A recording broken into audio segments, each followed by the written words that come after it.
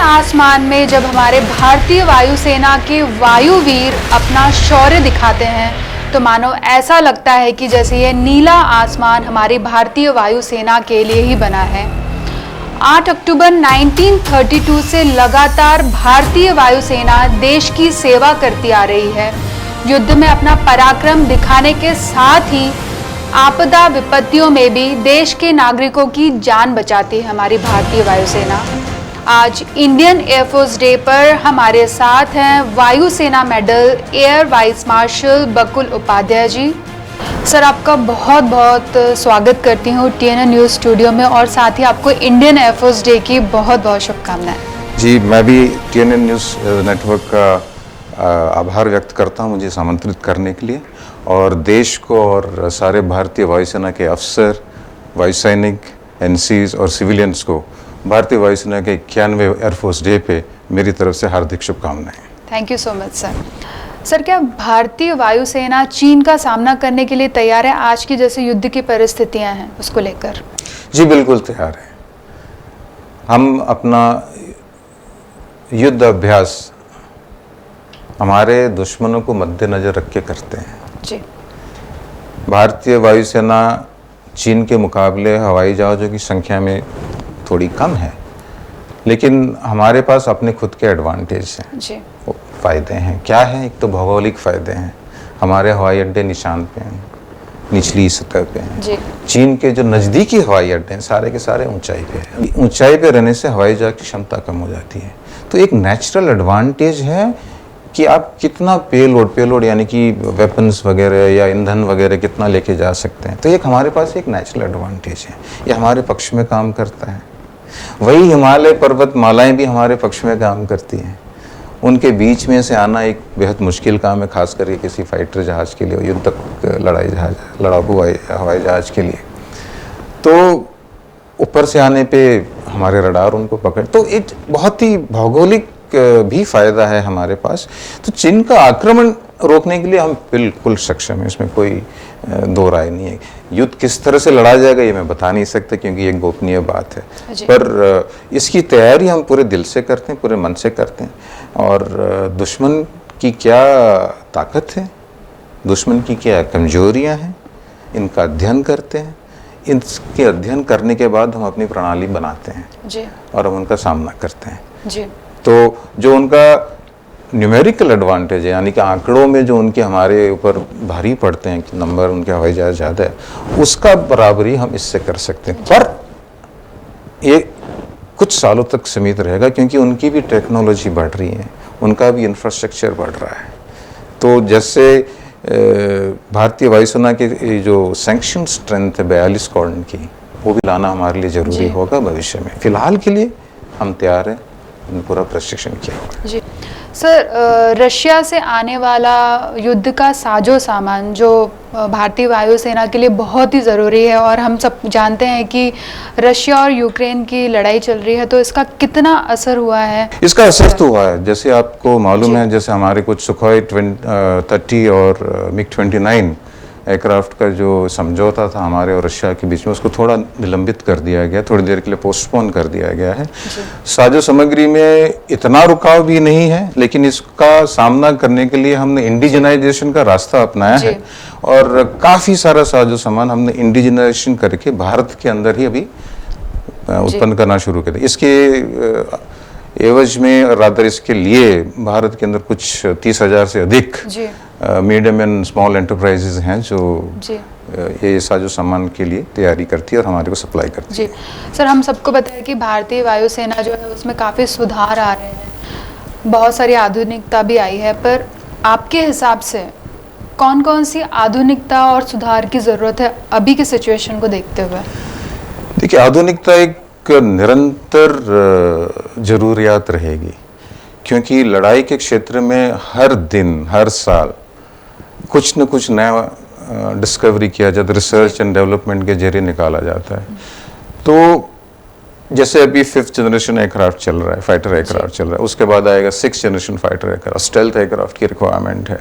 हमारे पास 5th generation के लिए है, रफाल है, भी हमारे पास Su-30 है जो 4.5 जनरेशन का माना जाता है, मिराज 2000 है, LCA है, हमारे पास ये आधुनिक लड़ाकू विमान है, हमारे पास आधुनिक हेलीकॉप्टर है, जैसे कि चिनूक, अपाचे है, हमारा खुद का LCH है, ALH है, LUH है। रडार्स हैं हमारे पास आधुनिक, जो BL खुद से बनाए हैं, कुछ हमारे पास बाहर से आए। मिसाइल टेक्नोलॉजी है जो हमारे पास है, S-400s हैं, MR-SAMs हैं जो DRDO ने बनाए हैं, V-SHORADs हैं जो हम इसराइल से ले रहे हैं। तो आधुनिकता का एक तौर जो हमारी भारतीय वायुसेना का है, दुनिया की सर्वश्रेष्ठ वायुसेनाओं में से एक का है जी। तो टेक्नोलॉजी एडवांटेज इंडियन एयरफोर्स की जो है वो बरकरार है और बरकरार रहेगी। साथ ही मनोबल की जब बात करें तो भारतीय वायुसेना का तो कोई दूर दूर तक कोई जी बिल्कुल सही फरमाया आपने। मनोबल हमारा एकदम सुदृढ़ है, एकदम सुनिश्चित है, और किसी के मन में कोई शक या वो है सुबह, तो आप बालाकोट एयर स्ट्राइक दे लीजिए। हमने बिल्कुल प्लान सुसज्ज तरीके से उस स्ट्राइक को अंजाम दिया, और इतना ही नहीं, उसके बाद में पाकिस्तान ने जो हमला किया था उसका भी करारा जवाब दिया जी। स्वदेशी हथियारों से लैस हो रही है हमारी भारतीय वायुसेना। साथ ही ये एक पॉइंट भी है कि फेजिंग आउट एक फेज से भी पास हो रही है हमारे भारतीय वायुसेना। इसका कितना असर पड़ रहा है हमारे भारतीय वायुसेना? एक तरह से देखिए तो एक चिंता का विषय है, क्योंकि हमारी सैंक्शन स्ट्रेंथ यानी कि जो हमको भारतीय सरकार ने मंजूर किया 42 लड़ाकू विमानों के स्क्वाड्रन की है। फिलहाल अभी के लिए हमारे पास 31 के करीब हैं। अगले 3 साल के अंदर 3 MiG-21 के स्क्वाड्स को नंबर प्लेट किया जाएगा, यानी कि MiG-21 को फेज आउट किया जाएगा। आप इस अवधि को आज से 10-12 साल की तरफ ले जाएं तो आपको दिखेगा कि MiG-29, मिराज 2000, जैगुआर, ये तीनों बेड़े भी तैयार हैं फेज आउट होने के लिए।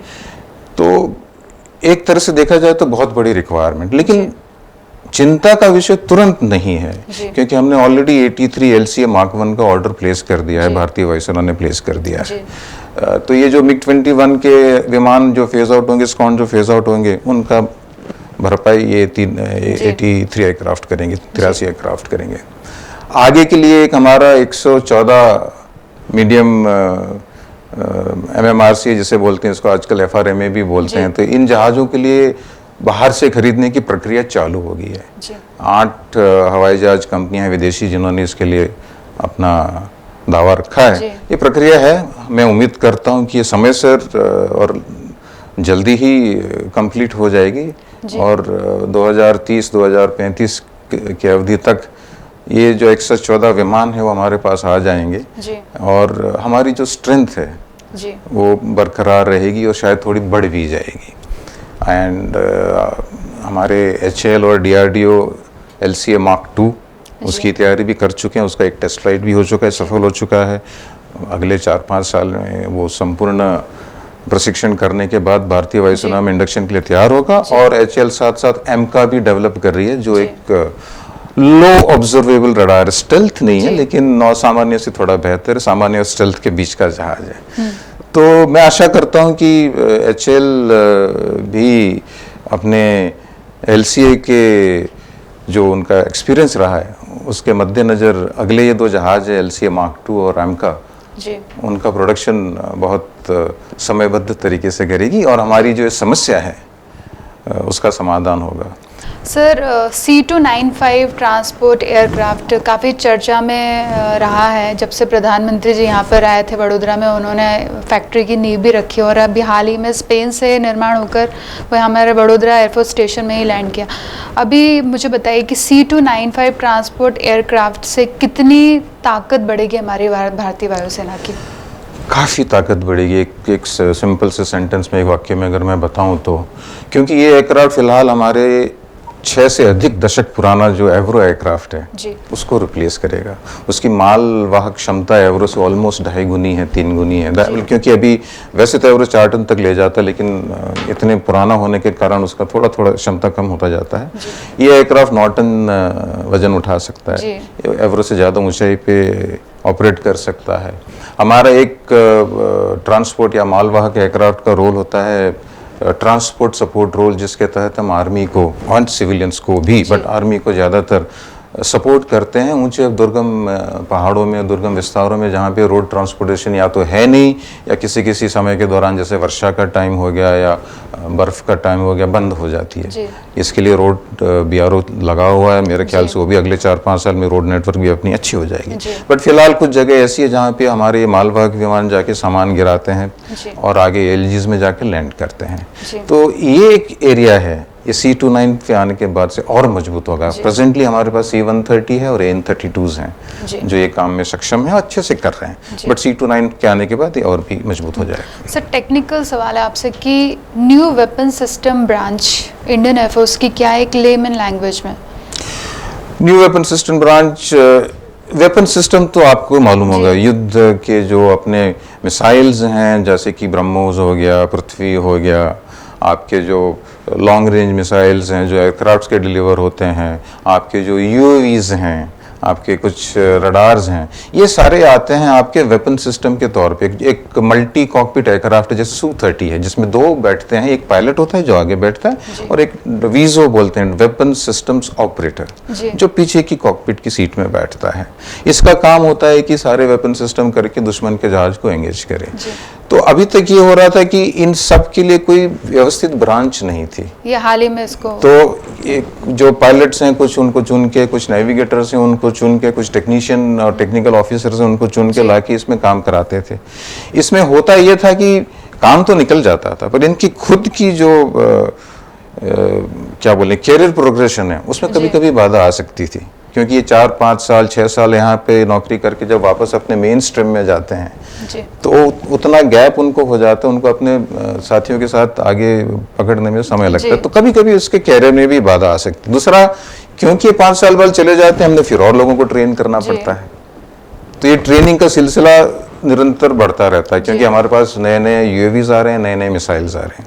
तो इन सबका समाधान करके, यूनिफिकेशन करके इनको एक ब्रांच बनाया गया है। आप कमीशन होंगे तो इस ब्रांच में कमीशन होंगे, इसी ब्रांच में आगे बढ़ेंगे, इसी ब्रांच में आपका प्रमोशन होगा, आप इसी ब्रांच में रहेंगे, तो आपका जो ज्ञान है, आपका जो ट्रेनिंग है, ये सब का सब एक ही लाइन पे रहेगा। पहले ये होता था कि एक से ज्यादा लाइन पे जाता था, तो ये फोकस होने की वजह से ये आपको बहुत फायदा देगा। सर, हम सब जानते हैं कि लद्दाख के न्योमा में दुनिया का सबसे बड़ा हवाई क्षेत्र विकसित हो रहा है। हाल ही में राजनाथ सिंह ने उन्होंने शिलान्यास किया है। कितनी बढ़ेगी इंडियन एयरफोर्स की ताकत इंडियन एयरफोर्स के हिसाब से? आप देखिए, ये दुनिया का विश्व का सबसे ऊंचा हवाई अड्डा 14,000 फीट के आसपास न्योमा है।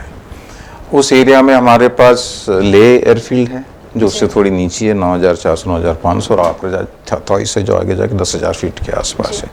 ये दोनों कार्यरत सक्षम हैं, लेकिन फिर भी एक ऑल्टरनेटिव के रूप में, एक विकल्प के रूप में हमें एक और हवाई अड्डा चाहिए था जो हमारी ताकत को और बढ़ा सकता है। हर एयरफील्ड की एक क्षमता होती है, इसमें इतने एयरक्राफ्ट ऑपरेट कर पाएंगे डिपेंडिंग ऑन द इंफ्रास्ट्रक्चर, आप उसके अंदर कितनी जगह है, कितने पार्किंग वेज हैं। तो ये एयरफील्ड बनाने से हमारे पास ज़्यादा विमानों को आगे रखने का विकल्प होगा। ये है कि हमारा रिएक्शन टाइम छोटा हो जाएगा। ऊपर से जो एक एरियल ब्रिज, एक हवाई पुल जैसे हम कहते हैं, उसकी भी क्षमता हमारी बढ़ जाएगी। तो कभी मान लीजिए लेह में मेंटेनेंस चल रहा है या लेह में सिविल फ्लाइट्स आ रही या कोई और वजह है, तो आप न्योमा भी लैंड कर सकते हैं। क्योंकि अभी क्या होता है, सामान लेह में उतरता है, वहाँ से ट्रक के जरिए न्योमा और आगे की तरफ जाता है, फुक्चे वगैरह की तरफ जाता है। तो ये आने से एक हवाई पुल बन जाएगा। हमारे साथ जो सामान जो युद्ध के लिए है उसको हम अपने डेस्टिनेशन के करीब उतार सकते हैं। तो ट्रांसपोर्ट के हिसाब से और फाइटर के हिसाब से, दोनों के हिसाब से हमारी ताकत को काफ़ी बढ़ाता है। पर मेन फाइटिंग है वो अभी भी शायद हमारे पंजाब के उस एरिया के जो हवाई अड्डे हैं वहाँ से ही होगी, लेकिन ये डेफिनेटली हमारी मारक क्षमता को बढ़ाएगा, हमारे रिएक्शन टाइम को काफ़ी कम कर देगा। इसमें एक पेनल्टी आती है, वो आती है क्योंकि हवाई अड्डा 14,000 फीट की ऊंचाई पे है, तो उसके अंदर वेट की पेनल्टी आती है, क्योंकि हवाई जहाज का जो काम करने का उसका क्षमता है वो थोड़ा कम हो जाता है ऊंचाई। MOU between Indian air force and RRU राष्ट्रीय रक्षा यूनिवर्सिटी फॉर एकेडमिक कोलैबोरेशन, आपका इस पर क्या राय है? मेरे ख्याल से एक बहुत ही अच्छी पहल है। जैसे कि आप सबको ज्ञात है, राष्ट्रीय रक्षा यूनिवर्सिटी देश की प्रथम यूनिवर्सिटी है, और ये MOU के जरिए भारतीय वायुसेना के अफसर और जी वायु सैनिक जो यहाँ पे जाएंगे, जो कोर्सेज करेंगे, तो उसमें हमारा भी फ़ायदा है और रक्षा यूनिवर्सिटी का भी फ़ायदा है। इसमें एक साझा रिसर्च और डेवलपमेंट करने का भी प्रावधान दिया गया है, जहाँ तक मुझे याद जी है ना। तो it is a win win situation, अंग्रेजी में जैसे कि दोनों का फ़ायदा है। जी आप cyber security, engineering, advanced engineering application, artificial intelligence, इन सारी टॉपिक्स के ऊपर इस यूनिवर्सिटी में आपको जी पढ़ने को मिलता है। जी। तो बहुत ही बेहतरीन मेरे हिसाब से एमओयू है और मैं समझता हूँ कि इससे खूब फ़ायदा होगा। जी। इंडियन एयरफोर्स डे है हमारा, उसके उपलक्ष्य में आप क्या मैसेज देना चाहेंगे हमारे एयरफोर्स डे के उपलक्ष्य में तो मैं यही कहता हूँ कि आप बेफिक्र सोइए। आपकी भारतीय वायुसेना, आपकी भारतीय सेना और नौसेना के साथ मिलकर आपकी सुरक्षा दिन रात करती है, करती रहेगी। सुरक्षा के एवज में आपको कोई परेशानी नहीं होगी। आप अपना काम कीजिए, आप अपना योगदान दीजिए देश को आगे बढ़ाने के लिए। देश में जो आत्मनिर्भर भारत का ये मंत्र चला है, महामंत्र चला है, जो प्रधानमंत्री माननीय श्री मोदी जी ने दिया है, उसको फॉलो कीजिए, अपना एक अध्ययन कीजिए, आगे बढ़िए।